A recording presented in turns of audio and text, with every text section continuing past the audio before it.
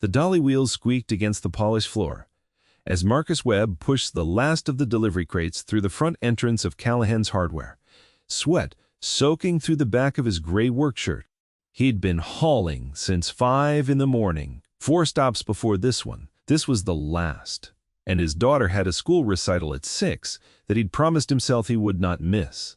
The store manager, a thin man named Gary Pruitt, with a laminated badge and a voice built for complaining, cut him off before he reached the counter. Deliveries use the back door.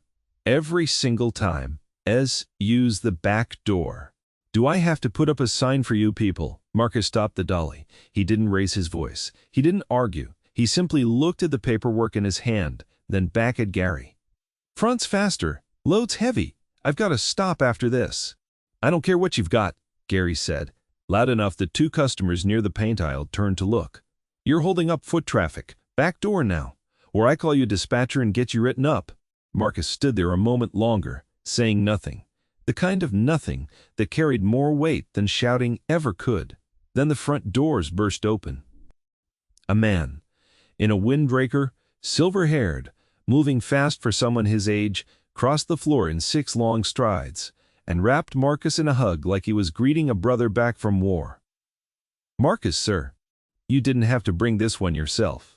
The word sir landed in the room like a dropped wrench. Gary's mouth opened. Nothing came out, because the man doing the hugging wasn't just a regular customer. He was Walter Callahan, the owner. The name on the building, the name on Gary's paycheck, and he had just called the delivery driver, sir, in front of the whole store, like the driver was the one who mattered most in the room.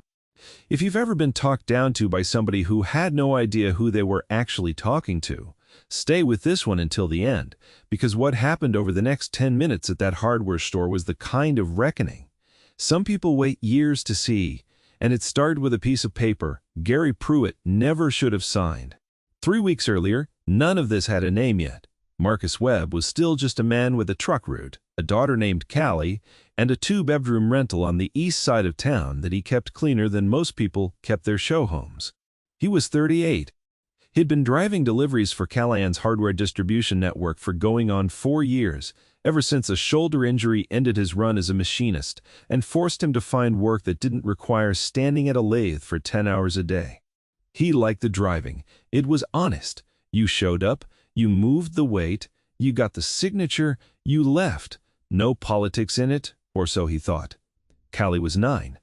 She had her mother's eyes and Marcus's stubbornness, and since her mother had walked out 3 years back, it had been the 2 of them figuring out breakfast, homework, and bedtime stories in whatever order the day allowed.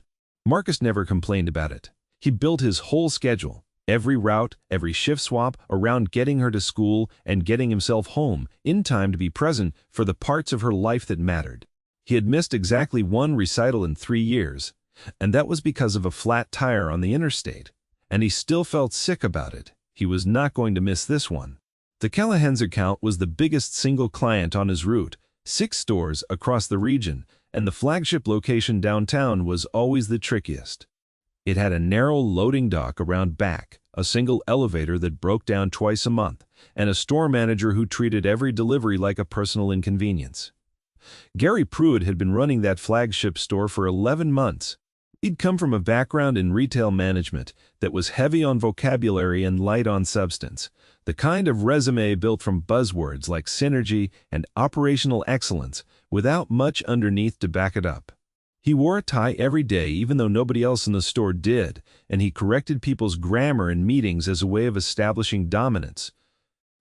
He had also, in those 11 months, developed a habit that nobody at the corporate office knew about yet.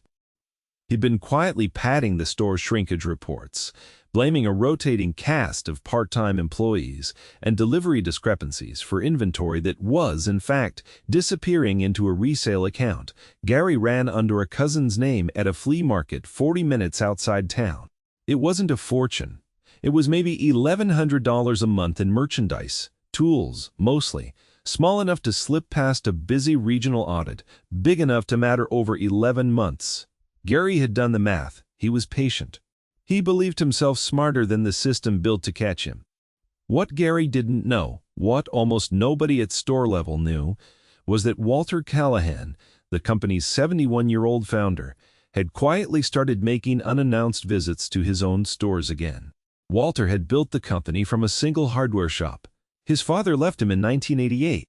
He'd expanded it slowly, stubbornly, refusing every private equity offer that came his way over the decades, because he didn't want to answer to anyone who'd never swept a floor or restocked a shelf.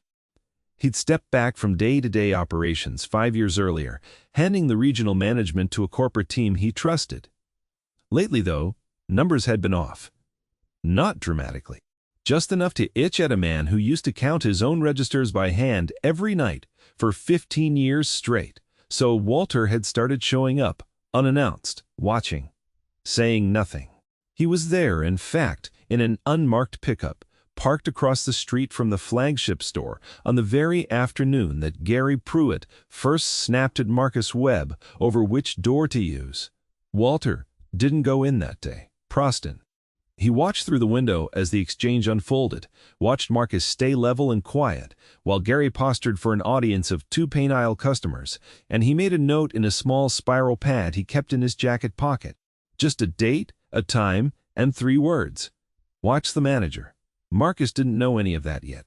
All he knew was that his shoulder ached, his knees were starting to complain from 4 years of loading docks, and Gary Pruitt made every delivery to that store feel like walking into a fight he hadn't started. He kept doing his job anyway. That was the thing about Marcus. He didn't perform his competence for anyone. He simply had it, the way some men had a full head of hair or perfect pitch. It wasn't a virtue he advertised. It was just how he was built. He checked his manifests twice. He photographed every delivery before and after unloading, a habit left over from a dispute 2 years back where a different manager had tried to claim a shipment arrived short. He kept his own private log, dates and times and signatures, not because he expected trouble, but because he'd learned that trouble came anyway, whether you expected it or not. That log would matter more than he could have guessed. The anomaly showed up on a Tuesday. Marcus was unloading a shipment of cordless drills, the kind of inventory that moved fast and got counted carefully because of the price point. He delivered 14 units according to the manifest. He watched Gary's assistant manager, a tired young woman named Priya, count them in. 14 went onto the sales floor. 2 days later, Marcus overheard Priya on the phone with the district office, her voice tight, explaining that the drill count had come up short during a spot audit. Only 11 on the shelf, she was saying. She didn't understand it. She'd counted 14 herself. Marcus didn't say anything. It wasn't his business. Not officially. But he had the photographs. Time-stamped, showing 14 units on his dolly. 14 units signed for on the manifest. Priya's own signature at the bottom. He filed the photos away in the folder he kept on his phone, the one labeled simply Deliveries, and thought no more of it, until it happened again and again. Over the following 2 weeks, 3 more discrepancies turned up at that same store, always in categories of merchandise. Small enough to carry off in a car trunk, a router, a pressure washer. A case of premium fasteners that alone would have taken real effort to move quietly. Each time, the shortage got quietly logged as a delivery error. Each time, Marcus had photographic proof it wasn't. He wasn't a man who went looking for a fight, but he was a man who kept receipts, in every sense of the word, and something about watching the same lie get told over and over started to sit wrong with him in a way he couldn't ignore. He mentioned it, carefully, to the one person at the company he actually trusted. Her name was Denise Ford. She ran logistics for the regional distribution center, had been with Callahan's for 19 years, and was the kind of quietly competent woman who kept the whole delivery network running, despite corporate leadership changing its mind about routing software every 18 months. She and Marcus had struck up an easy, respectful friendship over the years, the kind built entirely on mutual reliability. She trusted his manifests. He trusted her scheduling. Neither of them wasted the other's time. "You're telling me the flagship stores had 4 shortages in 3 weeks," Denise said, when he laid it out for her over coffee in the break room one morning before his shift. "All logged as delivery discrepancies." "All logged as delivery discrepancies," Marcus repeated. All of them matching deliveries I made. All of them photographed. Unit counts matching the manifest, matching the receiving signature. Denise turned her mug slowly in her hands. You know that store's manager doesn't like you much. Doesn't matter if he likes me. Matters what the photos show. You reported it, yet officially? Marcus shook his head. Wanted to ask you first. If I file a discrepancy dispute, does it go through Gary before it goes anywhere else? Denise's mouth tightened. It's supposed to go through the store manager first. Yeah, standard process. Then filing, it puts it in his hands before anyone above him sees it. That's about the size of it. Marcus sat with that for a moment. He wasn't a man who enjoyed conflict, but he was a man who didn't back away from what was true simply because it was inconvenient. I'll file it anyway, he said. Just want a copy going somewhere else too. Somewhere he can't just delete it.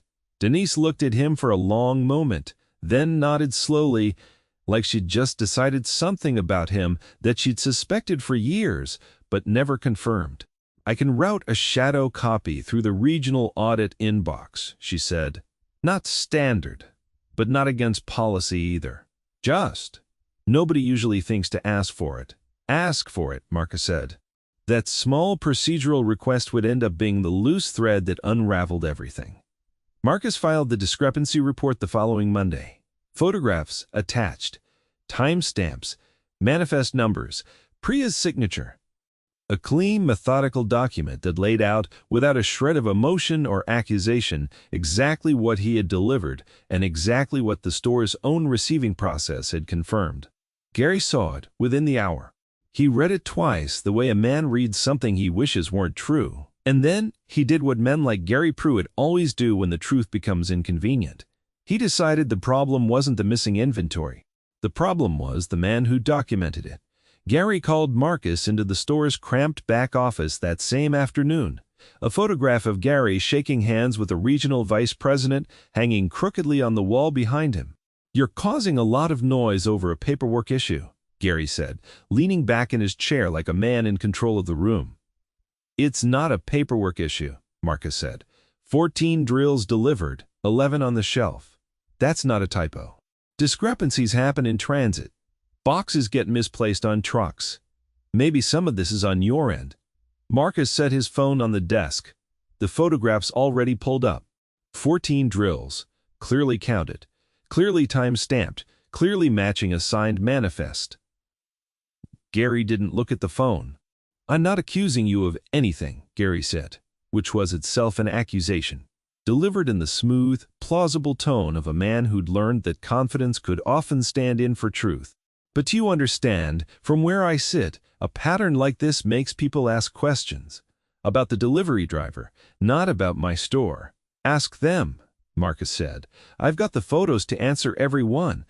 Gary's jaw tightened just slightly the way a door creaks before it's slammed. That'll be all, he said. Marcus left the office without another word. He'd learned long ago that arguing with a man who'd already decided what he wanted to believe was like arguing with a locked door. Better to save your strength for turning the key that actually worked. He didn't know it yet, but the key was already in Denise's inbox, sitting quietly in the regional audit folder, waiting for someone with the authority to open it. 10 days later, that someone walked through Gary Pruitt's front door and hugged the delivery driver like family. But the 10 days before that hug were not quiet ones. Gary, rattled by the paper trail Marcus had built, made a decision that would define the rest of this story. Instead of correcting his own books, he decided to remove the source of the documentation. He filed a formal complaint against Marcus with the regional office 3 days after their conversation in the back office. The complaint alleged that Marcus had been observed handling merchandise carelessly, that 2 prior deliveries showed signs of tampered packaging, and that his photographic documentation habit was, in Gary's words, an unusual and possibly concerning pattern of behavior for an outside contractor. He attached 2 doctored delivery logs to support the claim, times altered slightly, a signature line, left conveniently blank on one, so it could be argued Marcus never confirmed the drop-off count at all. It was clumsy work. But Gary was banking on something that had worked for him before. Nobody at the corporate office bothered to check the small print on a store manager's complaint. They trusted the badge, not the receipts. The complaint, landed on the desk of the regional operations director, a harried man named Phillips, who oversaw 11 stores and did not have time to independently verify every claim that crossed his desk. Phillips did what men in his position tend to do when a manager with 11 months of clean reports files a formal concern. He suspended Marcus's delivery contract, pending review. Marcus got the call on a Thursday morning while he was making Callie's lunch. Peanut butter on wheat bread. The crust's cut off because she's still at 9, insisted the crust ruined the whole experience. He listened to the voice on the phone tell him his contract was suspended effective immediately, that a formal complaint had been filed, that he should not report to any Callahan's location until the matter was resolved. He didn't raise his voice. He didn't argue. He said, "I'll need copies of whatever's in that complaint." The voice on the phone said that would be handled through proper channels in time.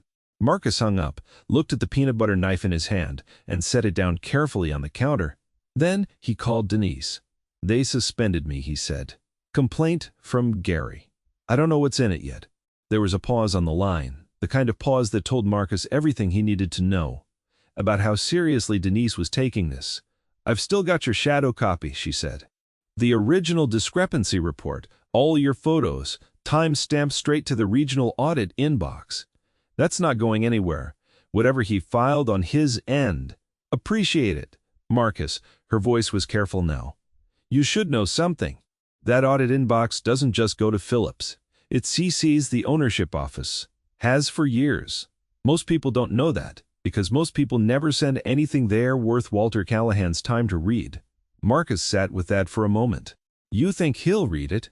"I think," Denise said slowly, "that a 71-year-old man who built this company by hand does not become the kind of man who ignores a documented pattern of inventory shrinkage at his flagship store. I think if he reads it, you're going to be fine. I think Gary Pruitt is the one who should be worried." Marcus didn't say anything for a long moment. Then he asked the only question that mattered to him in that moment, the one that had nothing to do with vindication or justice or any of the larger machinery now grinding into motion. "Does this affect my pay this week?" Denise told him it might, until it was resolved. Marcus nodded slowly to himself, alone in his kitchen, and did the math on rent and Callie's recital costume and the light bill the way he'd done math on hard weeks before. He didn't panic.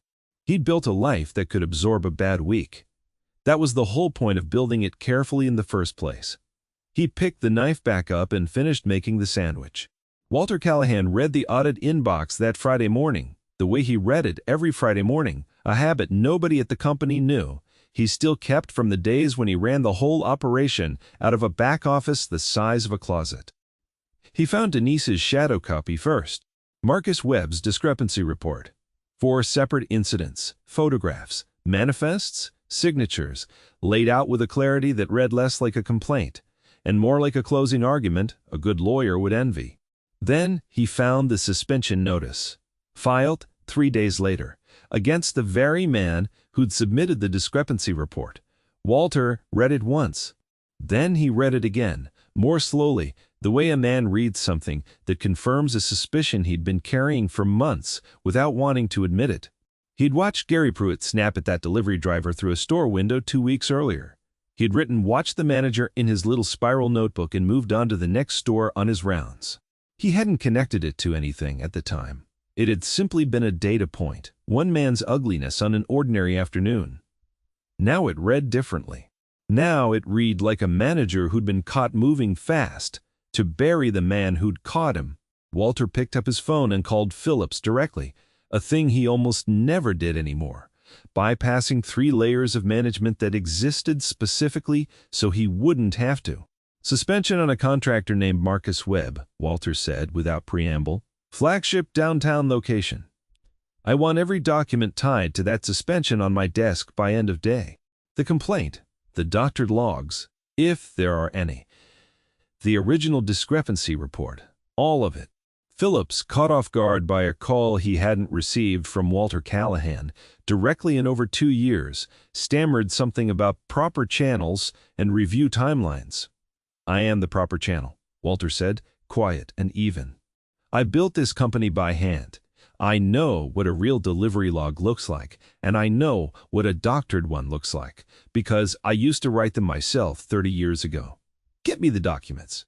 By that afternoon, Walter had everything laid out across his kitchen table at home, the way he used to lay out invoices decades earlier, when the whole business fit in a single ledger book. He read Gary's complaint first. Then he read it again. The blank signature line bothered him immediately. Marcus's documentation habit, thorough to the point of near obsession, made a missing signature on exactly the one delivery being disputed feel less like an oversight and more like a hole cut carefully out of a photograph. He compared timestamps between Gary's submitted logs and the delivery windows on Marcus's own discrepancy report. Two of them didn't line up, not by much, 11 minutes in one case. But 11 minutes was exactly the kind of small, careless gap a man leaves behind when he's editing a document quickly and doesn't expect anyone to check the math. Walter sat back in his chair and looked at the stack of papers for a long time. He thought about his father, who'd started this company with a single truck and a promise that Callahan's would never treat a working man like he was disposable. He thought about the 11 months of Gary Pruitt's tenure, the shrinkage numbers that had bothered him enough to start making unannounced visits again in the first place. And he thought about a delivery driver who, faced with a system stacked against him, hadn't shouted, hadn't threatened, hadn't done anything except keep photographs and file them somewhere he thought might actually be looked at. Walter picked up his phone and called Denise Ford directly, having found her name attached to the shadow copy routing. "Ah, this driver," Walter said. "Marcus Webb. Tell me about him." Denise, startled to be speaking to the company's founder directly, for the first time in her 19 years there, gathered herself quickly. "Best contractor on the route. No question," she said. "Never late. Never a shortage that was his fault. Single father, raises his daughter on his own. Doesn't complain. Doesn't cut corners. If Marcus Webb says 14 drills went into that store, 14 drills went into that store." Walter thanked her, hung up, and sat quietly at his kitchen table for a long while. Then he did something he hadn't done in years. He drove, alone, without telling anyone in the corporate office, out to the address on Marcus Webb's contractor file. He wanted to see, before anything else happened, what kind of man he was dealing with, away from paperwork and title and complaint forms. He wanted to see the life underneath the file. Marcus's rental sat on a quiet street lined with older homes, small yards, the kind of neighborhood built for people who worked hard and didn't waste money on things that didn't matter. Doublechair parked across the street and watched for a moment before getting out. Through the front window, he could see Marcus at the kitchen table, a 9-year-old girl beside him. Both of them bent over what looked like a math worksheet, Marcus's finger tracing along a line of numbers. Patient, unhurried, like there was nowhere else in the world he needed to be. It reminded Walter sharply and unexpectedly of his own father, decades ago, teaching him to balance a ledger at that same kind of kitchen table, a lifetime before Callahan's hardware existed at all. Walter didn't go up to the door that evening. He sat in his truck a while longer, then drove home and made a decision that would put everything in motion. He would go to the store himself, in person, publicly. And he would make sure that, whatever happened next, everyone in that building understood exactly who Marcus Webb was before Gary Pruitt got the chance to say another word about him. Monday morning, Marcus got a call from Denise, telling him his contract suspension had been lifted, effective immediately, and that Walter Callahan himself wanted him back on his normal delivery route starting that day. Marcus didn't ask a lot of questions. He didn't need to. He simply thanked her, got Callie ready for school, and drove his usual route, ending, as always, with the flagship downtown store. He didn't know Walter Callahan had spent the weekend combing through every document tied to Gary Pruitt's 11 months of management.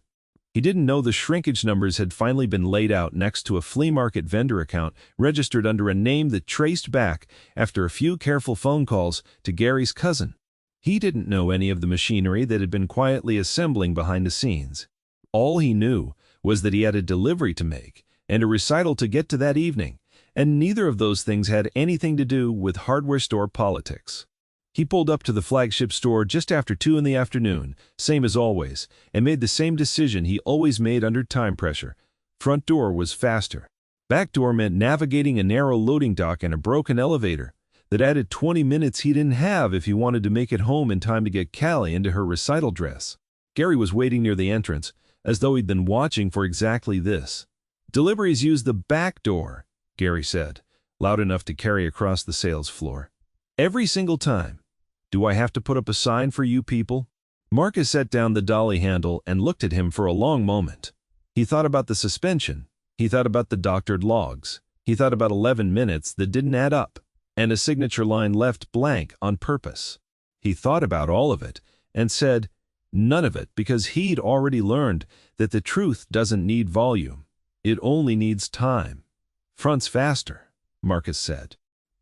"I don't care what you've got," Gary snapped, his voice climbing, aware now of the small audience gathering near the paint aisle. "You're holding up foot traffic back door, now, or I call your dispatcher and get you written up." Marcus didn't answer. He'd said his piece. He wasn't a man who repeated himself for the benefit of an audience. That was the exact moment the front doors burst open. Walter Callahan crossed the floor in 6 long strides, windbreaker flapping, silver hair catching the fluorescent light, and wrapped Marcus in a hug that startled everyone in the building, including Marcus himself. "Marcus, sir. You didn't have to bring this one yourself." The word "sir" hit the room like a dropped wrench. Gary's face went the color of drywall. "Mr. Callahan," Gary managed, straightening his tie, some instinct in him still trying to salvage the moment. "I didn't realize you'd be stopping by. This is just a routine matter about delivery protocol. We always ask contractors to use the 'I read your complaint against this man,'" Walter said, still holding Marcus by the shoulder, his voice calm but carrying easily across the quiet store. "Twice. And then I read the discrepancy report he filed against your store. Also, twice." Gary's mouth opened. Nothing came out. 11 minutes, Walter said. "That's the gap between the timestamp on the delivery log you submitted and the actual delivery window this man documented with photographs. 11 minutes, and a signature line you left blank because you didn't think anybody would check that. Marcus always gets a signature. Every time. No exceptions. Ask anyone in receiving." The paint aisle customers had stopped pretending not to listen. "I don't know what you're referring to," Gary said, though the color draining further from his face suggested otherwise. "I'm referring to 11 months of shrinkage reports," Walter said, "that trace back to a flea market vendor account registered under your cousin's name. I'm referring to a pattern of blaming delivery discrepancies on the one contractor who happened to keep photographic proof of every single drop-off. I'm referring to a formal complaint you filed against that same contractor 3 days after he documented the pattern, built on doctored logs with a blank signature line that any honest accounting would have caught in about 11 minutes. The store had gone entirely silent. Somewhere near the registers, a young cashier had stopped scanning items entirely, watching.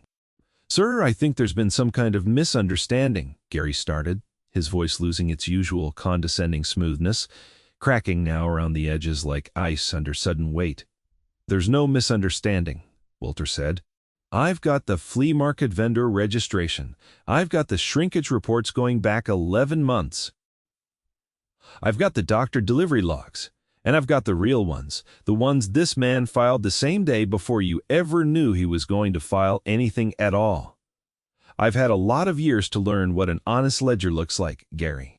And I've had exactly 1 weekend to confirm that yours isn't one." Gary looked around the store, as though searching for an exit that wasn't there. "And you're fired," Walter said, quiet and final. The words landing with none of the theatrical volume Gary had used moments earlier, and all the more devastating for it. "Effective now. Security will walk you out. Corporate legal will be in touch regarding the merchandise and the funds involved. I'd start finding yourself a lawyer. Today. Not tomorrow." Gary didn't argue. There was nothing left to argue with. The evidence had already done all the talking that mattered. He was escorted from the building 11 minutes later, though nobody in the store was counting anything by then, except the quiet, spreading understanding of what they'd just witnessed. Walter turned back to Marcus, who had stood through the entire exchange without a single word, watching the same way he watched everything, quietly and completely. I owe you an apology, Walter said, for the suspension. For the 10 days you lost pay, you shouldn't have lost. For a manager who should never have been allowed to treat you like that in the first place. I appreciate that, Marcus said. Simple, direct, no performance in it. I went by your place Friday evening, Walter admitted.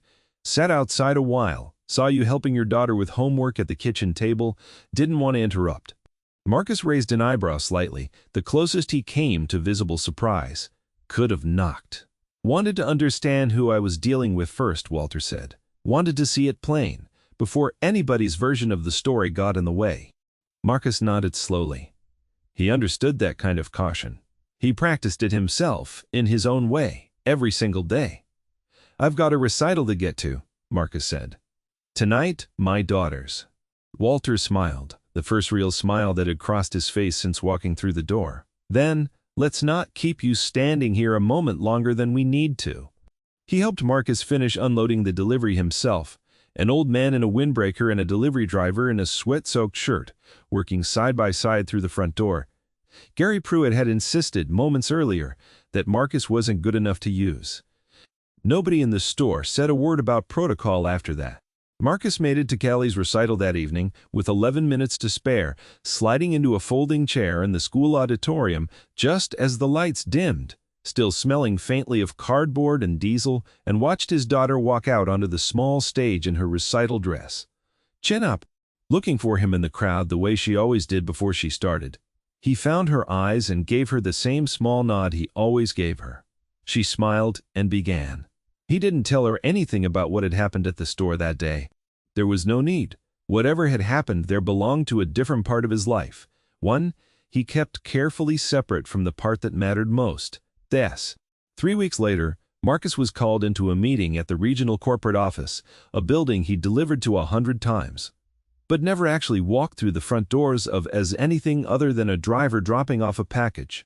Walter Callahan was there personally, along with 2 members of the company's board, Denise, Ford, and Phillips, the operations director who'd approved Marcus's suspension without checking the underlying paperwork closely enough. Walter didn't waste time on ceremony. Gary Pruitt's replacement has already been hired for the downtown store, he said. But that's not why you're here. He slid a folder across the table. We're restructuring how discrepancy reports get handled across all 6 stores, Walter said. No more routing complaints through the manager being complained about. Every discrepancy report goes straight to an independent review position, someone with no stake in any single store's numbers, someone who understands logistics from the ground level, not just from a spreadsheet. Marcus looked at the folder without opening it yet. We'd like that person to be you, Walter said. Full salary position, regional integrity, auditor. You'd review every discrepancy claim across all 6 stores. Report directly to the board, not to store management, not to regional operations. Nobody above you but the people sitting in this room, and even they don't get to override your findings without a documented reason. Marcus opened the folder. Read the job description once. Then read it again, slowly, the way he read anything that mattered enough to get right the first time. Salary's solid, Phillips added, a little too eagerly. Clearly still trying to smooth over his own error in judgment from weeks earlier. Benefits, company, vehicle, flexible. I'd need to keep my schedule around my daughter, Marcus said, cutting through the sales pitch without raising his voice. School pickups, recitals, doctor's appointments. None of that gets negotiated. None of that gets negotiated, Walter agreed immediately. You set your hours. You report your findings honestly. That's the whole job. Marcus looked at the folder a while longer. Then at Denise, who gave him the smallest knowing nod, the kind that said she already understood how well this fit him, even before he did. I'll want authority to pull photographic and timestamp documentation on every delivery going forward, Marcus said. Standardized across all 6 stores. Not just something I happen to do out of habit. Done, Walter said. And I want it written into the position that no store manager can access or edit an audit file once it's submitted. Also done. Marcus closed the folder. Then I'll take it, he said. On those terms. Walter extended his hand, and Marcus shook it. The same firm, unhurried grip he used for every handshake, whether it was closing a business deal or greeting a teacher at Callie's school. 6 months later, the downtown flagship store ran differently. The new manager, a woman named Renata who'd come up through the warehouse side of the business, greeted every delivery, front door or back, with the same basic courtesy she extended to customers. Endes. Discrepancy reports, when they came in at all, got resolved within days instead of festering into accusations. Marcus kept his new position quiet and steady, the way he kept everything. He drove out to each of the 6 stores on a rotating schedule, reviewed documentation with the same careful eye he'd always had, and reported his findings directly to Walter and the board, without softening anything for anyone's comfort. He still picked Callie up from school most days. He still made peanut butter sandwiches with the crusts cut off. He still sat with her at the kitchen table most evenings, tracing his finger along lines of homework problems, patient and unhurried, like there was nowhere else in the world he needed to be. Walter Callahan started stopping by, more often than the job strictly required, usually with some minor question about audit procedure that could easily have been handled over the phone. He'd sit at the small kitchen table sometimes, drinking the coffee Marcus made a little too strong, watching Callie do homework, asking her about her school projects, with the kind of genuine attention that made her light up every time. Nobody called it anything in particular. It didn't need a name yet. But there was a warmth to it, a quiet steadiness, the kind that builds slowly between two people who've each spent a long time being underestimated by folks who never bothered to look closely enough. Walter had rebuilt the company's culture from that one confrontation outward, starting with the audit position Marcus now held, spreading slowly into how every store treated every driver, every employee, every discrepancy that used to get buried instead of solved. It wasn't loud, it wasn't the kind of change that made headlines, but it was real, built the same way. Marcus built everything that mattered in his life. Carefully, honestly, one small, correct decision at a time. And every time a delivery truck pulled up to the flagship store, now front door or back, nobody thought twice about which one made sense to use. That, more than anything else, was the kind of quiet victory Marcus Webb had spent his whole life earning without ever once raising his voice to ask for it.